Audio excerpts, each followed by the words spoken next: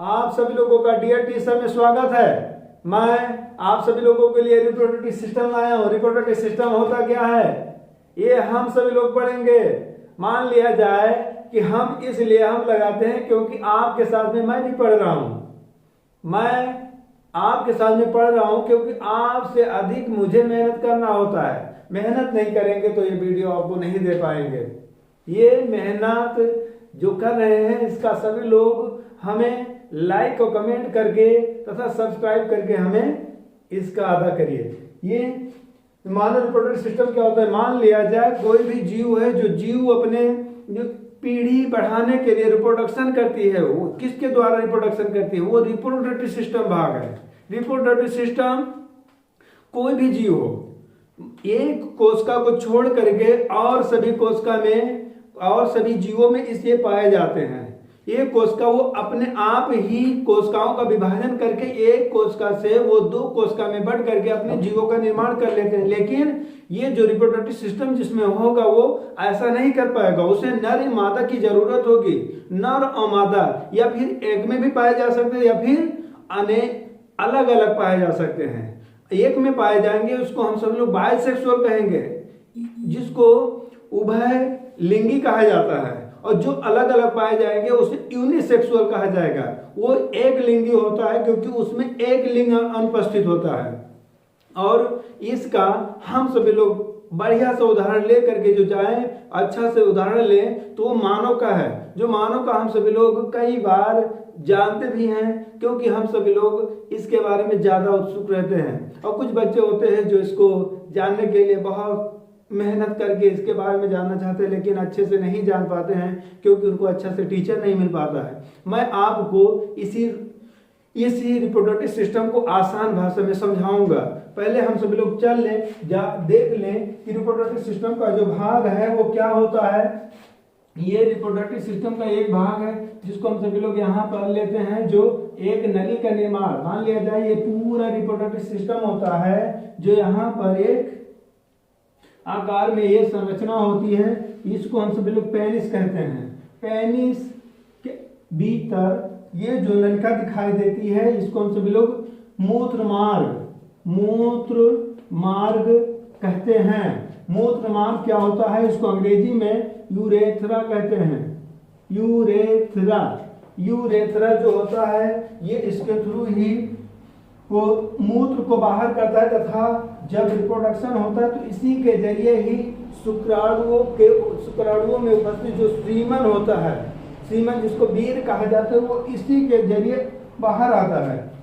ये भाग एक भाग होता है जिसको हम सभी लोग पेनिस का एक हेड होता है, जिसको हम सभी लोग ये मुंड भी कहते हैं। ये मुंड जो भाग है ये रिप्रोडक्शन के दौरान यही भाग होता है जो इसको स्पर्म को निकालने में ज्यादा एक्साइटेड करवाता है। यही भाग यदि कट जाए तो ये भाग के कारण रिप्रोडक्शन पूर्ण रूप से नहीं हो पाएगा, ना ही शुक्राणु निकल पाएंगे।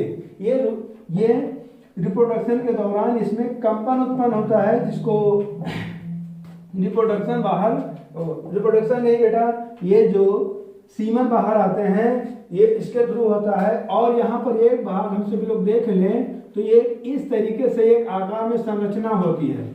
ये संरचना प्रोस्टेट ग्लैंड है।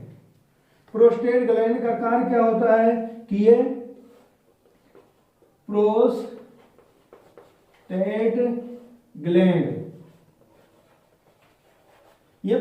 ग्लैंड एल्केलाइन पदार्थ निकालता है जो वो क्षारीय होता है। मान लिया जाए ये शुक्राणु आते हैं, वीर आता है, तो ये मान लिया जाए इस रास्ते पर, इस मूत्र मार्ग में पहले से ही कई प्रकार के बैक्टीरिया भी हो सकते हैं, एंटीजेंस भी हो सकते हैं, जो स्पर्म को हानि पहुंचा सकते हैं, उसको नष्ट भी कर सकते हैं, या फिर उसमें कई प्रकार की हानियां कर सकते हैं, जिसके कारण यहाँ पर ये आने पर वो शुक्राणु जो पूर्ण रूप से अपना काम नहीं कर पाएंगे।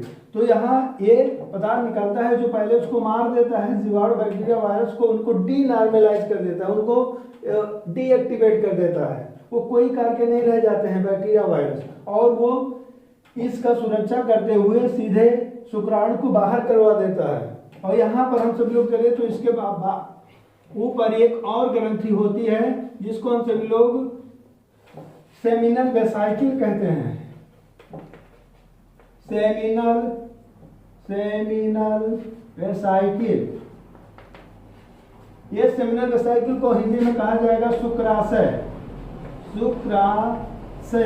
ये शुक्राशय जो होगा एक प्रकार का प्रोटेक्टिव भाग निकाले, प्रोटेक्टिव एंजाइम निकालेगा जो ये शुक्राणुओं को भोजन, जो प्रोटेक्टिव भाग निकालेगा और एंजाइम निकालेगा, ये क्या करेगा, जब मान लिया जाए शुक्राणु आते हैं तो शुक्राणुओं को यहाँ ये इसका रक्षा भी करेगा और शुक्राणु यहाँ पर निकलने के समय उसको भोजन भी प्रोवाइड करेगा, क्योंकि वो पूर्ण रूप से अपना भोजन नहीं बना पाते हैं, उनके पास माइटोकॉन्ड्रिया होती है लेकिन वो अपना आकार वहां से नहीं ले पाते हैं। तो यहाँ पर ये एंजाइम इसका पूर्ण कार्य करेगा और उसको बचाना का कार्य करेगा तथा शुक्राणु के साथ में मिल करके एक वीर्य का भाग बना देते हैं। ये वीर्य का भाग यहाँ मान लिया जाए, ये एक दो नलिकाएं होती हैं जिसको हम सभी लोग, ये दो नलिकाएं आपस में यहाँ से जुड़ी हुई होती है। ये हम सब लोग देखें तो ये है विरसण नलिका। ये विरसण नलिका जो होती है विरसण से जुड़ी हुई होती है। ये विरसण नलिका सीधे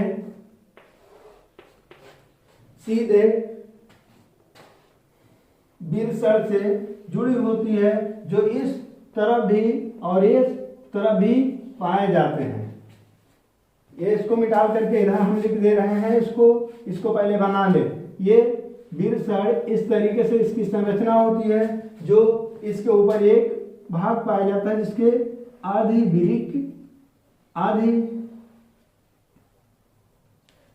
विरसण कहा जाता है। आधि विरसण होता क्या है कि यहाँ पर शुक्राणु आकर के रुकते हैं। ये जो नलिका है इसे हम सब लोग वासा डिफरेंस कहते हैं। ये वासा डिफरेंस वसा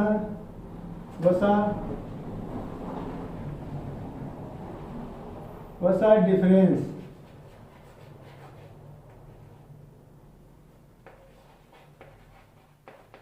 वसा डिफरेंस को हम सभी लोग शुक्र वाहिका भी कहते हैं। शुक्र वाहिका,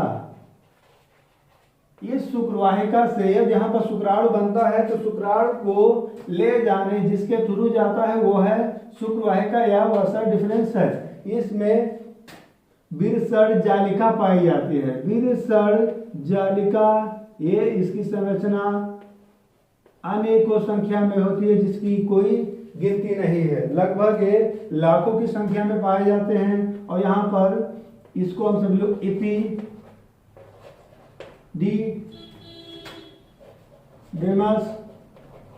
कहते हैं। ये एपिडिडेमस होता है जहाँ पर शुक्राणु यहाँ बनेंगे और यहाँ पर आकर के इकट्ठा होंगे। ये शुक्राणु सीधे मान लिया जाए यदि रिप्रोडक्शन होता है तो इसे यहीं से शुक्राणु सीधा निकल करके सीधे बाहर आ जाते हैं। और यहाँ पर हम देखेंगे तो ये एपिडिडेमस है और यहाँ ये इसको हम सभी लोग विरसण जालिका कहते हैं। विरसण जालिका, ये इसको हम सभी लोग अंग्रेजी में सेमिनी फेरस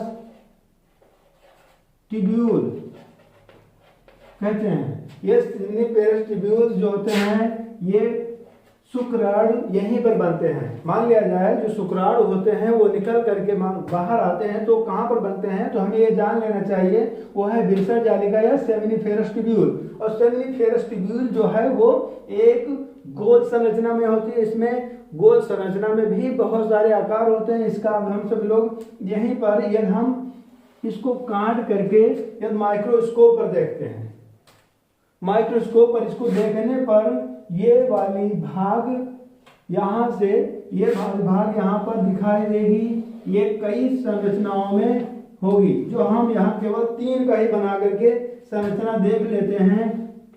यहाँ पर ये अब मान लिया जाए इसका हम सभी लोग अध्ययन कर लिए हैं तो इसका ये नहीं जरूरी कि हम इसका भी अध्ययन करें। ये अध्ययन केवल हम मान लिया जाए कि ये खाना चावल पकाते हो तो चावल में एक ही चावल को हम सभी लोग देखते हैं, ना कि पूरी पतीली को उल्ट करके देख लेते हैं।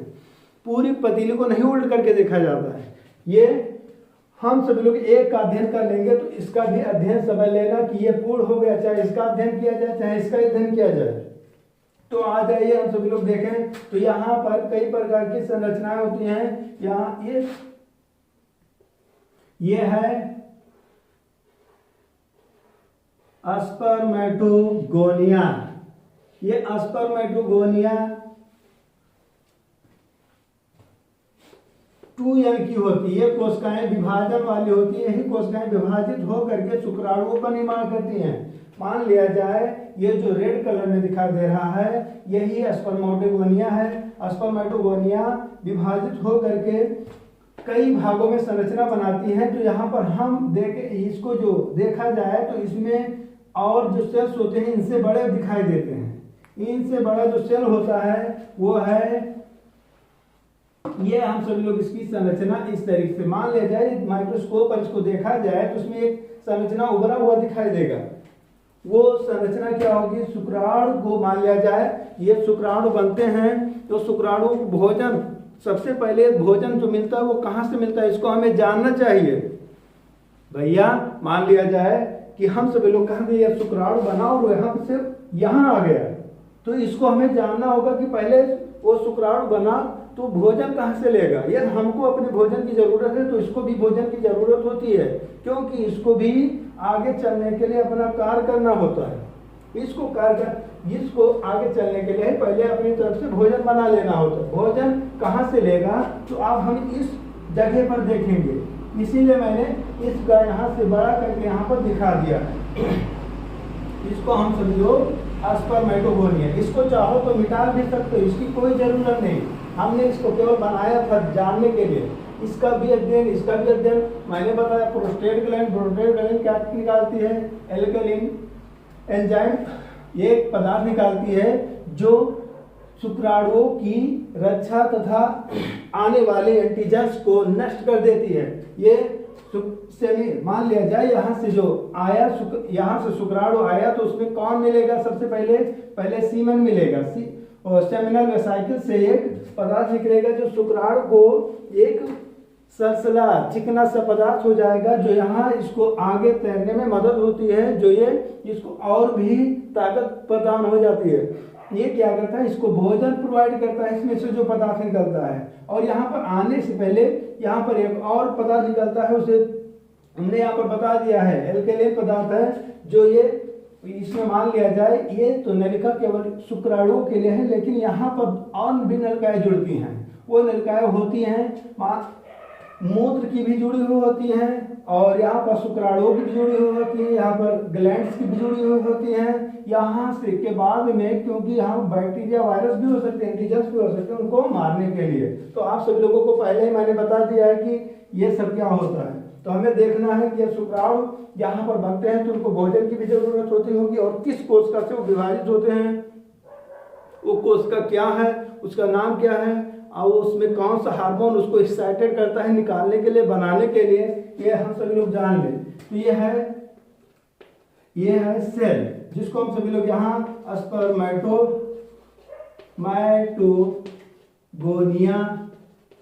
कहते हैं।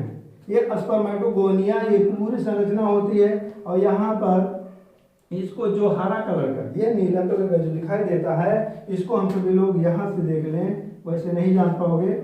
इसको कहा जाएगा सर्टोली सेल।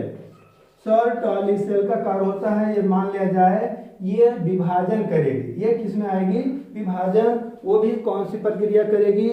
म्योसिस प्रक्रिया करेगी। म्योसिस में ये होता है जब कोशिकाएं, मान लिया जाए कि रिप्रोडक्शन से पहले यदि नर और मादा जब आपस में रिप्रोडक्शन करते हैं तो उसमें किस प्रकार का सेल होना चाहिए, किस प्रकार का स्पर्म होना चाहिए। जो स्पर्म होता है हाफ एन का होता है। हाफ एन मतलब मान लिया जाए आधा माँ का होता है। मान लिया कोई भी जीव होते हैं उनमें डबल जितना भी होगा उनका डबल होगा गुण सूत्र। एक आधा माँ का होगा तो आधा पिता का। तो यहाँ पर ये कोशिकाएं विभाजित हो करके, मान लिया जाए माँ और बाप का होता है तो इसमें विभाजित हो करके 2 सेल में बढ़ जाती हैं, वो होंगे half an cell. Half an cell किसको कहा जाएगा? जो शुक्राणु बन करके, अभी हम सब लोग जान लेंगे लेकिन पहले इसको जान लिया जाए। तो सरटाली सेल का कार्य क्या होता है? शुक्राणुओं को भोजन देना। ये अपनी कॉपी पर एक नोट पर बना लेना कि नोट हम सभी लोगों को ये बहुत ज्यादा कार्य आता है, इसको ज्यादा भी पूछा भी जाता है। और यही कोशिकाएं जब विभाजित होती हैं, वो कोशिकाएं विभाजित हो करके एक सेल में चली जाती हैं। वो विभाजन कौन सी प्रक्रिया होगी? कोश का विभाजन। हम सभी लोग ये नहीं जानते कि कोश का विभाजन क्या है, तो आप सभी लोग कमेंट करके हमें बताइए कि कोश का विभाजन के बारे में हम इसके बारे में आपको दूसरा वीडियो बना करके दें। ये चाहते हैं तो पहले हमें कमेंट करके बताइए। तो ये कोश का विभाजन होगा। कौन सी कोश का विभाजन होगी? यहाँ पर वो होगी मियोसिस। मियोसिस प्रक्रिया होगी। और मियोसिस प्रक्रिया में कोशिकाएं 1 से 2 में बढ़ जाएंगी। तो इसको हम सभी लोग प्राइमरी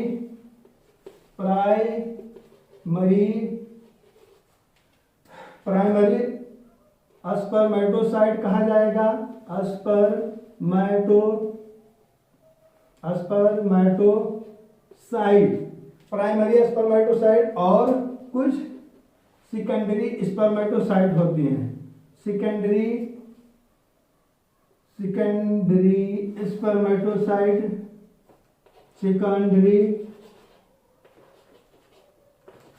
स्पर्मेटोसाइट, यही भाग है जो यहाँ पर प्रक्रिया होने के बाद ये सेकेंडरी स्पर्मेटोसाइट में जाती है। और सेकेंडरी स्पर्मेटोसाइट से फिर से कोशिकाओं का विभाजन होता है। वो जा करके स्पर्मेटिड बनाते हैं। और स्पर्मेटिड जा करके ये कोश, मान लिया जाए वो पूर्ण परिपक्व नहीं होते हैं, वो पूर्ण परिपक्व यहाँ पर आ करके स्पर्मेटिड आ करके यहाँ पर धस जाते हैं। और अंत में पूर्ण होने के बाद, पूर्ण परिपक्व होने पर अपना भोजन बना लेते हैं। फिर वो शुक्राणुओं में बदल जाते हैं। और शुक्राणु यहाँ पर जब पूर्ण परिपक्व हो जाएंगे तो यही परिपक्व होने के बाद इसी सेमिनिफेरस ट्यूब्यूल से निकल करके एपिडाइडिमस में आएंगे। एपिडाइडिमस मतलब होता है आदि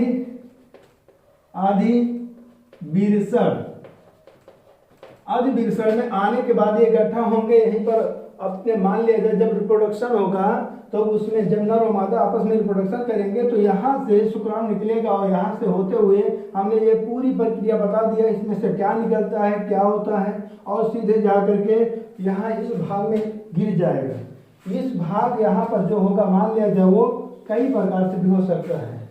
यदि रिप्रोडक्शन मान लिया जाए कोई भी जीव करते हैं वो नर और मादा से, तो नेचुरल रूप से होता है। यदि वो मास्टरबेशन करते हैं तो मास्टरबेशन से बहुत ही गलतियां उत्पन्न हो सकती हैं, जो लिंग में भी कई प्रकार की बीमारियां उत्पन्न हो सकती हैं। तो यहाँ पर हमें अब ये हमारा पूरा कंप्लीट हो गया। आप सभी लोग ना जान पाए हो तो हमारे वीडियो को वापस करके भी देख सकते हैं। और यहाँ पर ये अपनी कॉपी भी बना सकते हैं। यदि आप सभी लोग चाहते हो कि आपकी नोट बनवा करके लिखवाएं तो आप सभी लोग कमेंट करके बता दीजिए। मैं इस पर कमेंट आपकी सभी लोगों की नोट का कॉपी भी बना करके दे दूंगा। थैंक यू, धन्यवाद। हमारे इस DS सर को सब्सक्राइब करिए और सभी अपने दोस्तों में भेजिए और अच्छे से अच्छे वीडियो बनाने के लिए हमें उत्साहित करिए। धन्यवाद।